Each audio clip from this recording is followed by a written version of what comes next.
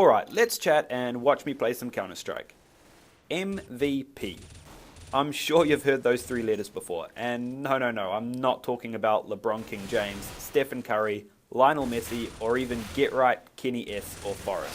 I'm talking about products, apps, where MVP stands for Minimum Viable Product. So, what's a minimum viable product? Well, it's pretty self-explanatory, really. It's the simplest form of a product, let's say an app, that is viable. Viable meaning that it is capable of working successfully, that it's feasible. Here's a diagram of how MVPs are typically regarded. You have all of the high-level components which would build up a product. Emotional design, usability, reliability, and functionality.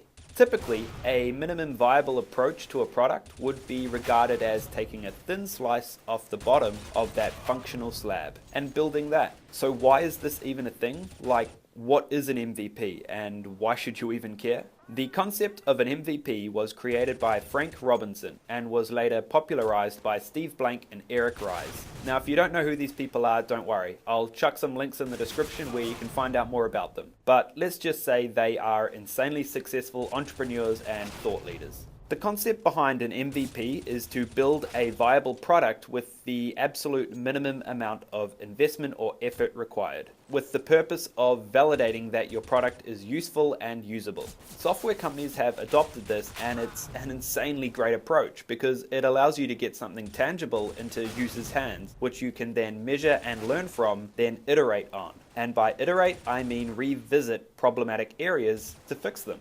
Hell, I'm taking an MVP approach to making these videos. I started out with the simplest form of getting something onto YouTube. I then started capturing feedback, which has helped me to learn and improve my content. If I hadn't have done this, I would have been sitting around for a week twiddling my thumbs, trying to come up with something perfect that would have been shit anyways. Now, the problem with MVP is that you see this thin slice of functionality that's typically built? Well, that insinuates that little effort or time is given to anything bar the absolute minimum required to get a functional product out the door. And that functional product is typically a really shitty one. Like, really shitty.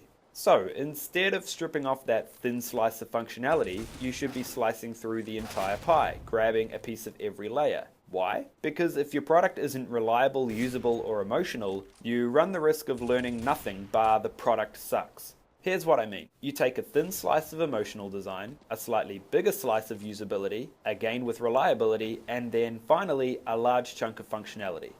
There.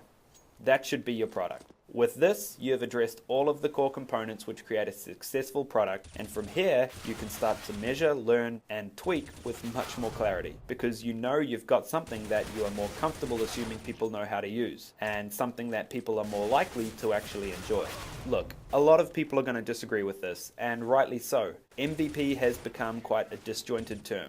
Ries himself has tweaked and molded the meaning of MVP over the years. The one thing to remember is that your goal is to validate your idea, your product, as early as possible. Build, measure, learn. Simple, right?